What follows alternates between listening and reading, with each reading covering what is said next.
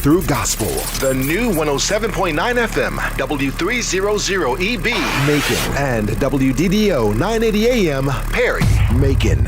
The views expressed on this program are not necessarily the views of the Glory 980 AM, the Glory Media Group, LLC, WDDO AM, its staff, management, or advertisers, but are the views and opinions of the participants of the broadcast.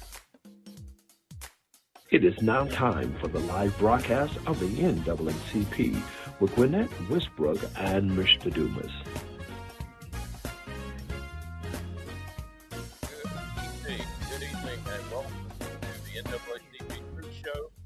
I'm Willie Dumas, your host, and thank you for joining us today on this very hot Monday. Hope you're enjoying this hot weather. Hope you're doing something fun. And hope you had a great weekend. Hopefully we'll have a good show for you today. I'll be joined shortly by President Westbrook as we discuss some of the topics of discussion that's taking place this week.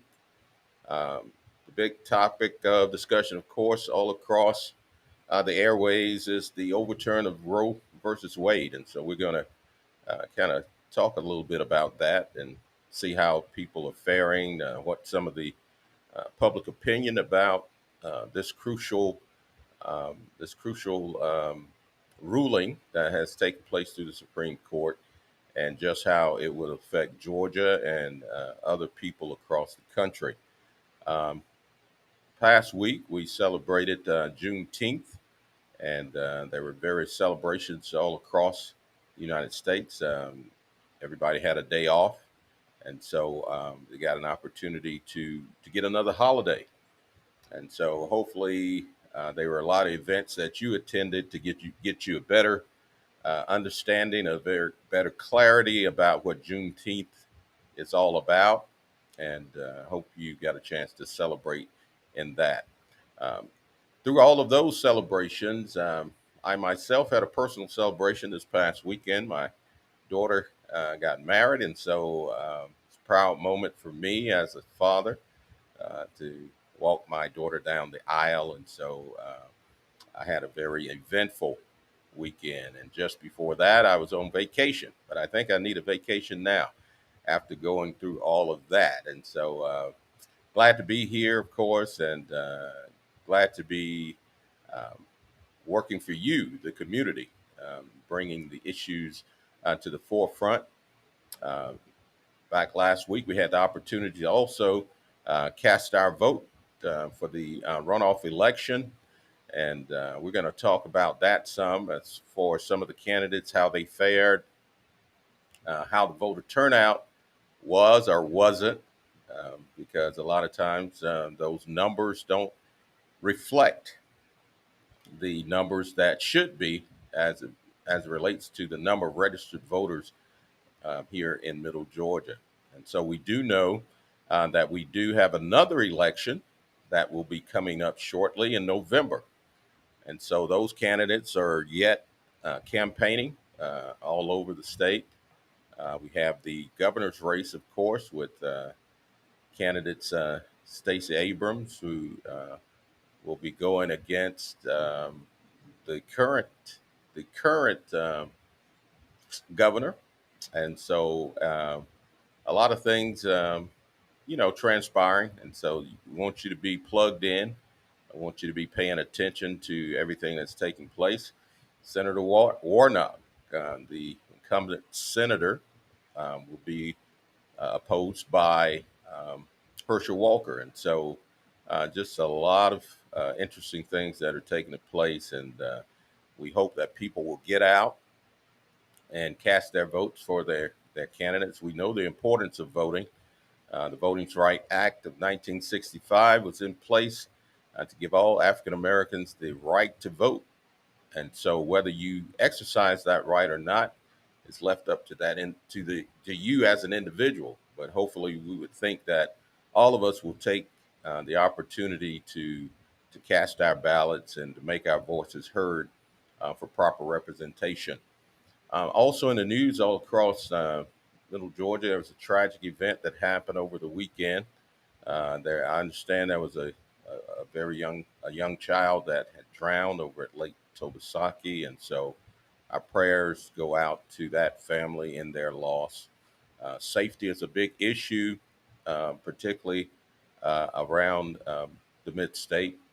Also, understand someone was drawn in on a by a current there at the water park, Amerson Water Park as well, and so we got to exercise safety. I know people want to stay cool; they want to do those things that allow them that opportunity, and swimming is one of those things that many times we do.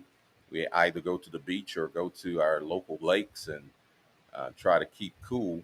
But safety comes first because loss of life. We never want that to actually happen. Um, just a lot of horrific things happening, still plaguing our city. Shootings all across our community, gun violence, which brings us to the point of some legislature that was passed for gun reform. And so, gun reform was a big issue. As a matter of fact, there hasn't been any change, any type of gun reform in over 30 years. And so, some monumental legislation, I think bipartisan legislation at that, in which has deemed to be something quite rare, in the past history. And so, um, just a mantra of things happening around our community, and we want to keep you aware and keep you informed, and hopefully that will be a catalyst to have your voice heard, to get out there and make it known what you think about these particular issues that we're facing. I know also as it relates to the overturning the Supreme Court's ruling on Roe versus Wade, um, people are asking how will that affect some of the laws here in Georgia. Um, and so there are a lot of questions, a lot of protests across the country. I understand there were a number of protests at the Capitol, and so individuals were actually voicing their opinions in the street. They've taken to the streets to give their opinion on this very crucial issue, um, which you have the pro-choice and pro-life uh, people that are sometimes at odds, and hopefully we won't have a lot of commotion and rioting, those kinds of things in the streets, because we do know one of the rights we do have in this country is the freedom of speech, and freedom of speech comes with the freedom of opinion many times as far as how we look at various things that we're faced with.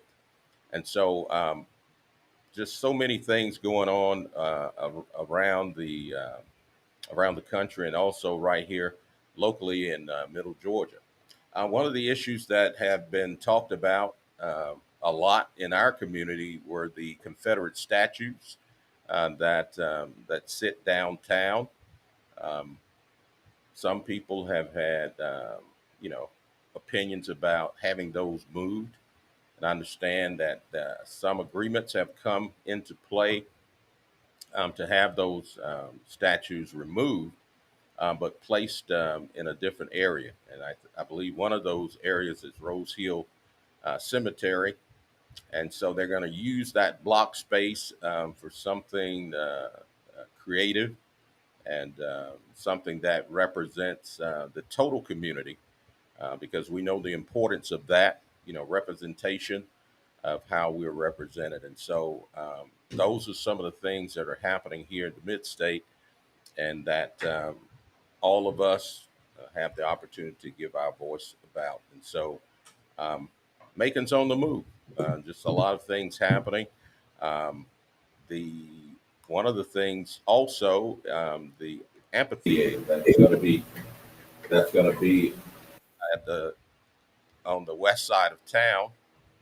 I understand that should be completed in a short period of time, and so we'll get to see, how that plays out, how that can contribute to our community. I see President Westbrooks has joined us, and President, you can go ahead and chime in. Good evening. Good Glad you could evening. be Good with us evening, this evening. everyone.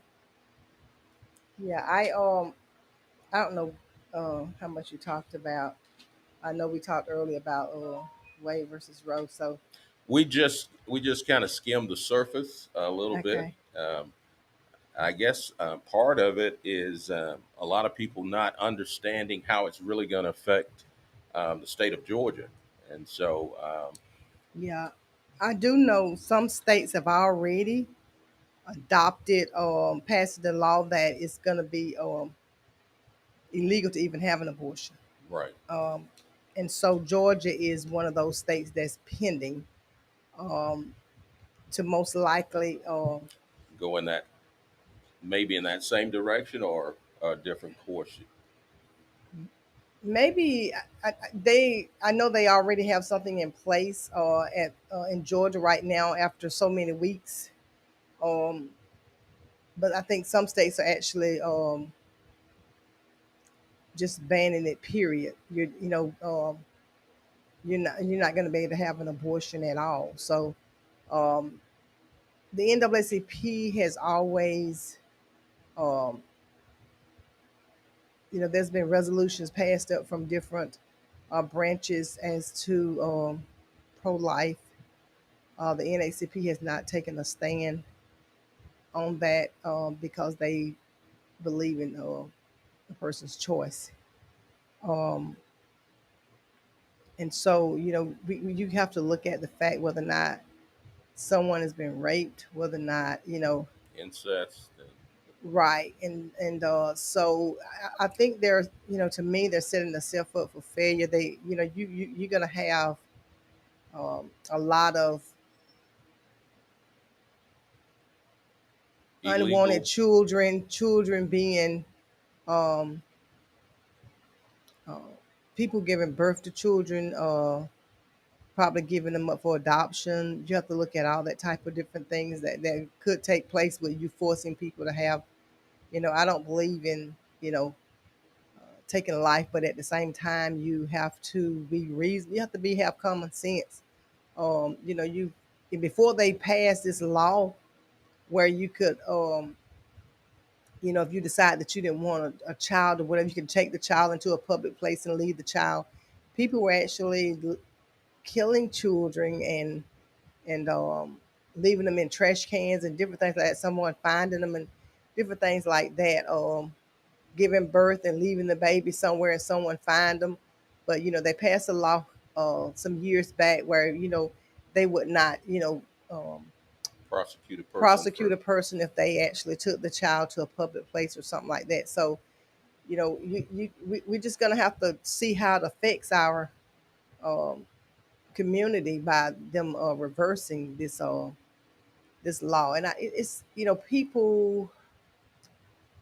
I just think they allow politics to get involved in a lot of things, especially when people are running for office. When they're running for office and they're just like with these gun laws, people are running for office and you got the NRA, weighing on people's back. And so, these different laws are being just boosted, because people are running for office. But when you start, telling a person that they have to have a child, um, you may have someone that, I'm just hoping that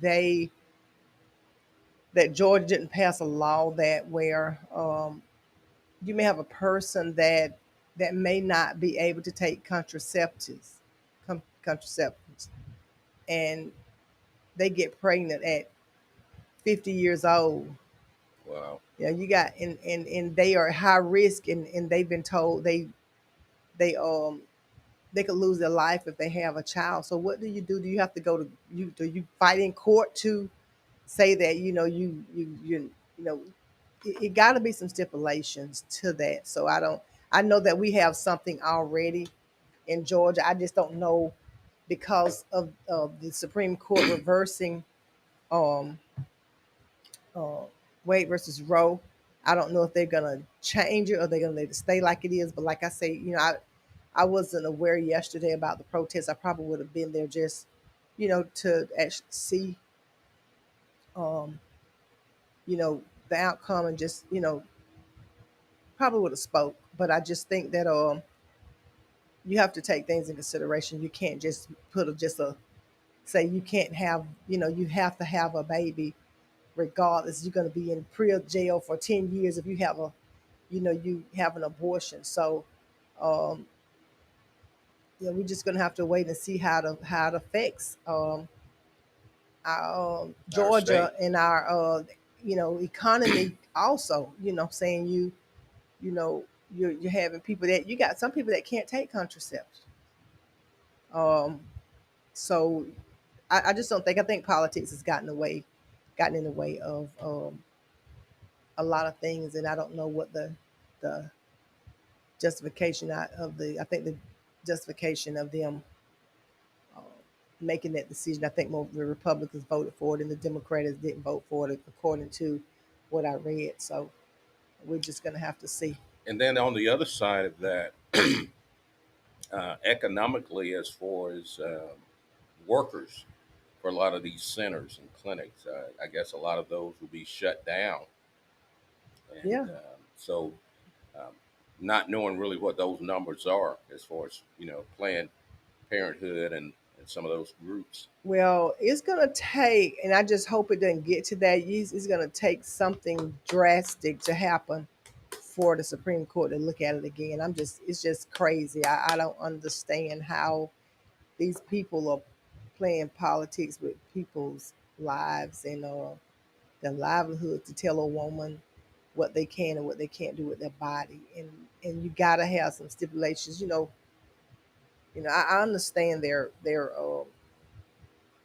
plea as far as taking a life and at a certain you know during the pregnancy, there is a heartbeat and the child has developed. I can understand all of that, Absolutely. but you got to look at the circumstances that happen that may not uh, warrant you to continue that pregnancy. So you got to, I'm saying they, And from a political standpoint, if the Supreme Court, made the ruling that they've made, why are they now placing it in the hands of the governors to actually enforce how that law would be enforced? It would seem, if they would come up with a ruling such as they did, that would stand across the board as far as well, you see some, I was looking at the news before I got here. Some governors have already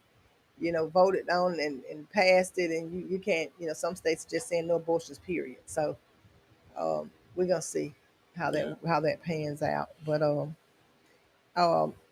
you were here this. Will you hear this? You was here this weekend. I know you had your daughter's Wedding, yes. wedding, and my birthday is tomorrow. So Well, yeah. happy early birthday. And so yeah, we had a shooting. Actually a young, I think so, an 18-year-old was shot yet just last night, and the another person, I think it was 42, was shot last night on Poppy Avenue and another corner street, but he actually died. Wow. And so we're still with the shooter. But people got to understand. I did a walkthrough today through the jail because we had somebody did a complaint to the state office, and the national board member got involved and sent me an email back and say we need to check this out. So I did a walkthrough the jail just to because they were complaining about some issues not having water. So um, didn't see that, but I didn't walk through the entire jail. So they took me A certain area. to certain areas. So at that time, I didn't actually have something that I wish they had given me before I did the walkthrough, which I requested. Somebody files a complaint, then I need to know who filed the complaint, because I could have just went to that particular area, because that doesn't mean that the ward is off in the entire jail because a certain block ward is off. They could, I don't know how that, whether how that worked, whether if they shut the ward off, does it cut everybody ward off? Right. Oh, it's just an isolated area. Right, isolated area. So they did explain that at one point they did have the water shut off about 20 minutes or something like that. And so I don't know how old this. I just need the complaint because it makes it easier for me to go, them to take me to that particular block for me to be able to look at it. So I did do a walkthrough this morning, and did a walkthrough in the kitchen area because we did have some complaints about the food and different things like that, not getting meals, and so at the same time, we have to, they advised me that the district attorney and the grand jury had came in last week and did a walkthrough. So that's something that DA Howard has been doing on a regular basis, which our previous prosecutor should have been doing it too, but it had not been being done. And so she's on top of that. But people got to understand this shooting is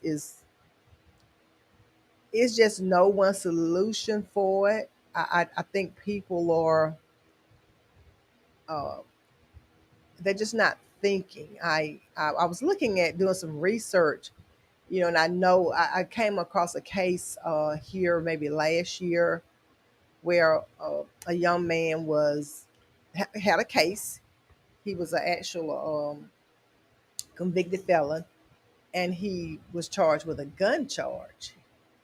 And so people don't realize that there's a law in federal law. It's called the federal firearm law that the feds have. So I was concerned because when he came to make the complaint with us, his case was in state court. And so I had, contacted the district attorneys, and I was like, how did the feds get this case? I thought that they actually referred the case to them, but the feds has jurisdiction over everything. So they can pull what cases they sit and they see what cases they have access to you being arrested and that you have a gun charge. So they can pull what cases they want to pull. And they do the prosecution. So with that said, with the with state court, if you're for convicted, and that's I want to share this because we got people that are incarcerated right here in Bibb County that are convicted felons, and then you've gone off and you've killed someone, and then You got a firearm. you got a firearm. So if you've already had a similar charge, you're talking about in Fayette a 10-year sentence. I was reading. I got a case this past weekend that I was looking at that someone family member wanted me to look at, and they had a whole like a big box, and I was like, I'm not gonna be able to go through that. It had never even been opened by the family member. So I opened the package and then looking at the sentence. I was looking at the fact this case was tried in federal court, and he was sentenced. No one was killed. There was just some robbers that happened. Maybe 2 or 3 robbers that happened. And this person was charged, was given 20 years, 20-year sentence for the robberies, was given an additional 20 years for each place they robbed that he had a weapon, a gun. So he was sentenced to 64 years in prison. So we gotta understand that, where you would probably go to state court if you was a convicted felon, you would get maybe anywhere from 1 to 5 years. And if you've had a crime that your first previous crime that took part in maybe violence or something like that, they will automatically give you 5 years. Wow. But I'm looking at this man's record, and he got 20 years he used a gun in 2 different robberies, and he was given 20 years for each gun, each gun he had in that robbery. So I don't know if that was an over sentence because I'm looking at the law, but it's been so long. This was back. He's actually served like 24 years now. Wow. So, we just gotta understand that, if you got if you're a convicted felon already and you get caught with a gun, you don't even have to be using it to break the law. It's just the fact that they stop you and you got a gun and you're convicted felon. you may be gone for 10 years. couple of decades. So we got these people that's walking around with these illegal guns and don't have and the thing about it is people that are convicted felons, they think that they can't ever have a gun, but you can. I'm saying it just depends on, it's a time period that you have to wait and your rights have to be restored. But people think that you can Once never you- carry a gun because you are a convicted felon. It just got to be approved, So, but we gotta, this killing is just. I'm just so I don't know. I'm just sitting here. I was telling one of the sheriffs, I'm just on pins and needles because you don't know whether you're gonna make it through the day before you hear about another shooting. And so I just think that something has to be done.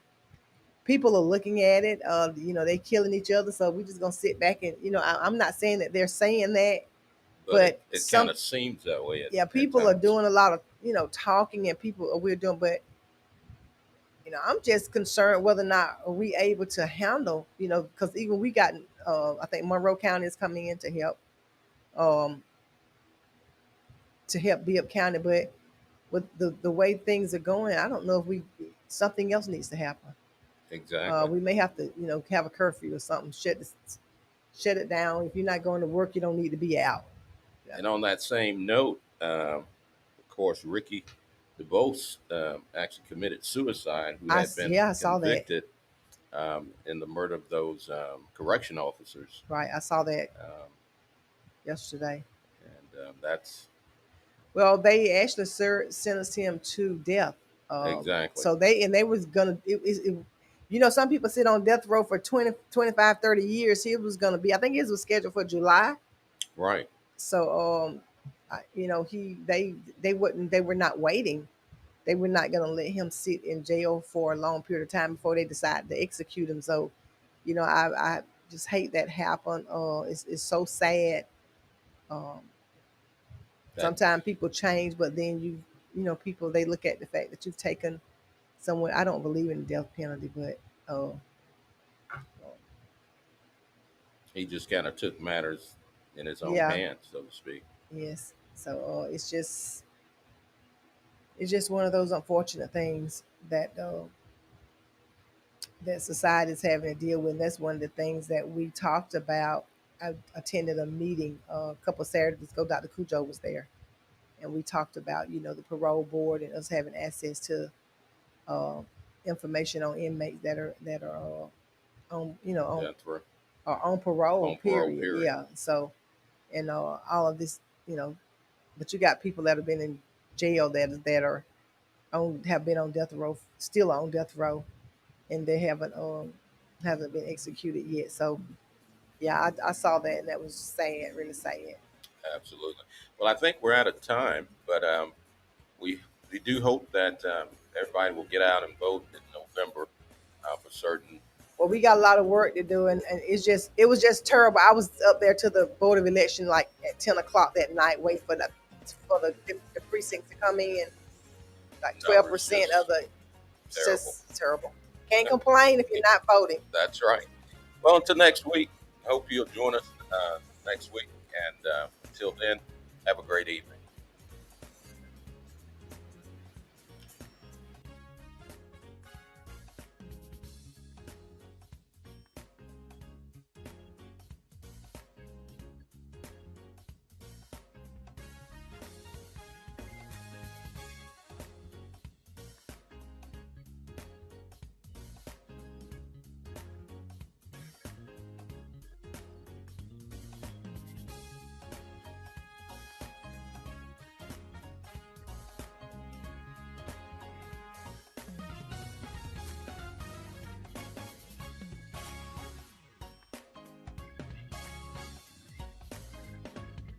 You have been listening to the live broadcast of the NAACP with Gwinnett Westbrook and Mr. Dumas.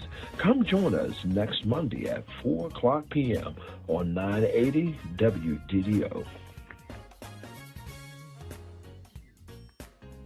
The views expressed on this program are not necessarily the views of the Glory 980 AM, the Glory Media Group, LLC, WDDO AM, its staff, management, or advertisers, but are the views and opinions of the participants of the broadcast.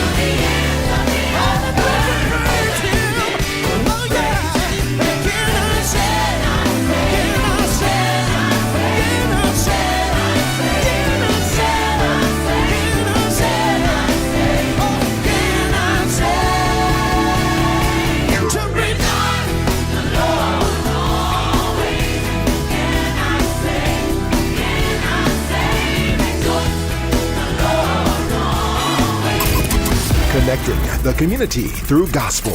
The new 107.9 FM, W300EB. Macon and WDDO 980 AM. Perry. Macon. Hello, this is Bib Sheriff David Davis.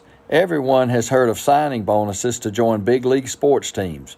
Well, I'm here to tell you that you can get a signing bonus to join our big league law enforcement team here at the Bibb County Sheriff's Office. You can earn up to $2,500 extra just for becoming a Bibb County Deputy Sheriff. For more information, call 478-621-5605. That's 478-621-5605.